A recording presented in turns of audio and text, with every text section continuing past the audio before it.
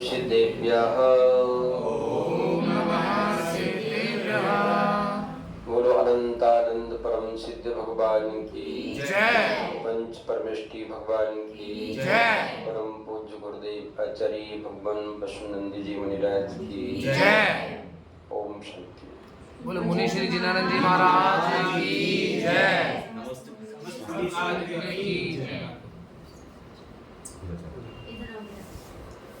धर्म स्नेह अनुभव इस जीवन की लंबी यात्रा में अपनी यात्रा को मंगलमय बनाने के लिए हमें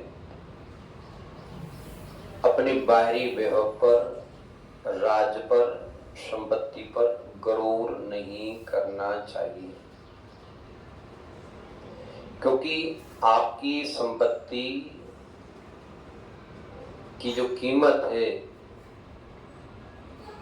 ज्यादा नहीं, बहुत कम है। कितनी कम है?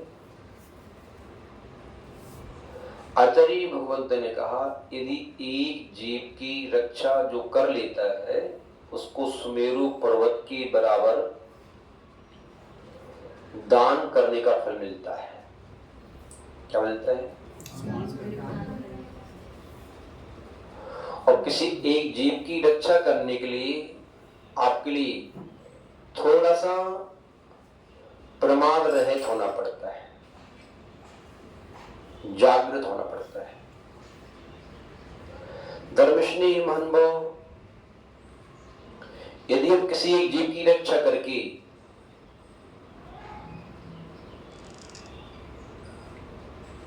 बहुत बड़ी संपत्ति को भी खो देते हैं यदि, तब भी हम फायदे में हैं। एक हारून अली रशीद नाम के बहुत बड़े व्यक्ति थे, मोहम्मदम समझते थे। मानभाव वे सज्जन थे, सुशील थे, लेकिन होता क्या है, गद्दी पर आने के बाद में गद्दी का नशा जो कुछ और ही होता है। कितना ही सज्जन व्यक्ति हो, जब उस गद्दी पर आके बैठता है तो वो भी वैसा ही हो जाता है। धर्मस्नेही महानुभाव, उन महाशय जी का मिलन एक बार औलिया अली आबू से नाम की कोई महात्मा थे, उनसे उनका मिलना होगा। दर्शन की वार्ताएं हुई और उनकी आवभगत करने के उपरांत जब उन महाशय जी ने अपने गुरुजी से पूछा, गुरुजी हमारे लिए कुछ जीवन जीने के सूत्र बताओ। राज तो प्राप्त कर लिया है, संपत्ति भी प्राप्त कर ली, लेकिन इस राज्य को प्राप्त करके, संपत्ति को प्राप्त करके, अधिकारों को प्राप्त करके इनका उपयोग कैसे करें? क्योंकि जब तक उपयोग करना नहीं आता तब तक हमारे लिए वो वस्तुएं, वो व्यक्ति, वो उन्नति, वो पद, वो अधिकार आपको हानिकारक भी हो सकते हैं। महानुभाव, जो गुरुजन होते हैं उनको उनका शिक्षा देने का जो सलीका होता है, तरीका होता है, कुछ अलग ही होता है। उन्होंने उन महाशय जी से पूछा कि भाई ये बताओ, यदि आप एक तंदुरुस्त घोड़े के ऊपर बैठ करके सवारी कर रहे हो और वह एक घोड़ा क्षोभ से युक्त होकर के मनमानी उड़ान भरना लगे और किसी जंगल में जाकर के आपको छोड़ दे, मई जून का महीना है, प्यास के मारे आपकी प्राण कंठ में आ चुके हैं, ऐसी स्थिति में कोई वहां का भील किसान एक सुराही पानी लेकर के वहां से गुजर रहा हो, उस किसान को देख करके आपकी कैसी भावना होगी? क्या होगा? आपको लगेगा कि किसी भी कीमत पर मुझे ये पानी दे दे, क्योंकि मैं अपने प्राणों को खोना नहीं चाहता।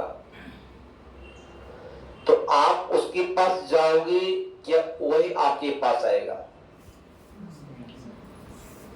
है? बताओ, आप जाओगे, क्योंकि प्यासा व्यक्ति ही कुआं के पास जाता है। जितनी जोर से प्यास होती है, प्यासा व्यक्ति कभी शांति से बैठता नहीं है जब तक प्यास न बुझ जाए। ऐसी जिसको जिसकी प्यास होती है उसको पाकर के ही उसे संतुष्टि होती है। धर्मस्नेही महानुभाव, संत महात्मा जी ने कहा, यदि आप उसके पास पहुंच गए तो आपने उससे पानी मांगा, और पानी मांगने के बाद में उसने अपनी बात रख दी कि पानी तो मैं आपको पिला दूंगा, लेकिन ध्यान रखिएगा, इस एक सुराही पानी के बदले में आपका आधा राज्य लूंगा। क्या आप तैयार हैं? तो क्या आप उसको अपना आधा राज्य दे देंगे? उस राजा ने कहा, बेशक आधा राज्य उसको दे देंगे। क्यों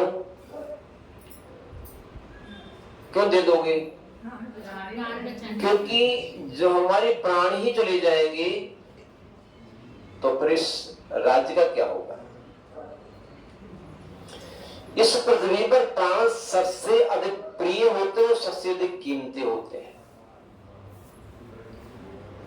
हम जो है सब कुछ खो करके जीवन की रक्षा तो करते हैं, लेकिन जीवन देकर के सब कुछ की रक्षा करना हमारी बुद्धिमानी नहीं। धर्मस्नेही महानुभाव, आपकी यात्रा भी अधूरी, आगे और बढ़ना है। पानी पीने को मिल गया, आधा राज दे दिया आपने, आधा राज बचा आपके पास। आगे चले, आपका कस्बा बहुत दूर था, रास्ते में भूख आपके ऊपर हावी हो गई, आपका पेट से लगा जा रहा है, प्राण निकलने तैयार है। ऐसे में कोई व्यक्ति भोजन की थाली लेके आ रहा है, क्या मन करेगा आपका?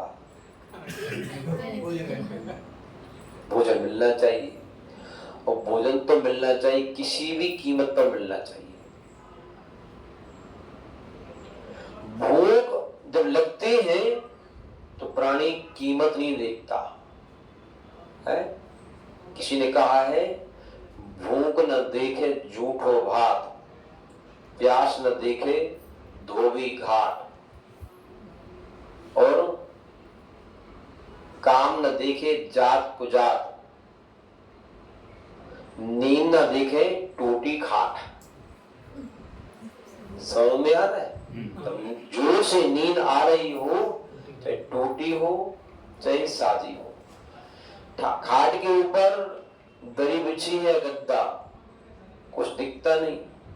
भूख लगी हो जोर से, सूखी रोटी है या गीली है, पूरी है या पराठे हैं, सब्जी ठंडी है गरम, सब चलता है।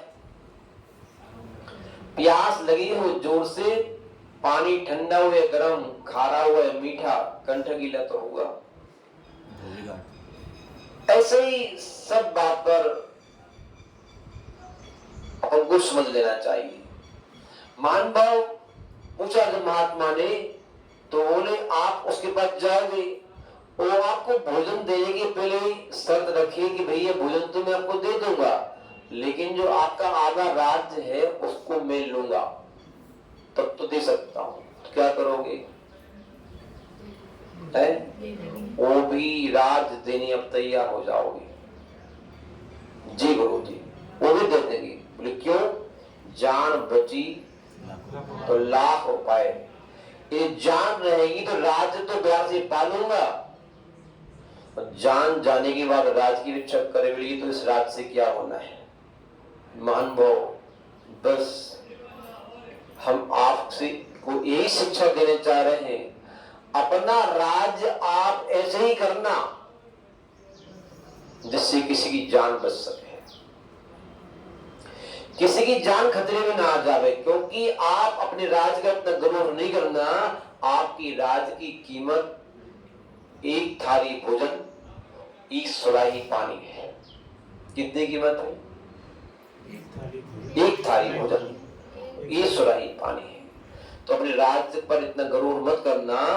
आप सामने वाले की जरूरत को जानते हुए उसको जीने का पूरा अधिकार देना, तब तो आपका राज्य एक महाराज के रूप में परिवर्तित हो सकता है, आपकी यात्रा मंगल में हो सकती है। और जो व्यक्ति दूसरे के जीवन जीने के लिए पर विश्वास नहीं करता, अपने राज पर विश्वास करता है, उसका राज आज नहीं तो कल उससे विदाई ले लेता है। महान भाव, जीवन जीने का यही सूत्र है कि हम अपने जीवन में जिए और जीने दें। क्या? जियो और जीने दो। स्वयं जियो और दूसरों को जीने का अवसर दो। और कोई नहीं जी पा रहा तो उसको जिसके जीने में आप सहयोग करो। तभी हमारे जीवन में अनंत आकाश की ऊंचाइयां प्राप्त हो सकती हैं। तभी हम अपने जीवन में अपनी हुई की हुई कृष्ण से सुख शांति का अनुभव कर सकते हैं। ओम शांति। पंच परमेष्टि भगवान की जय। मुनि श्री जिनानंद जी महाराज की जय।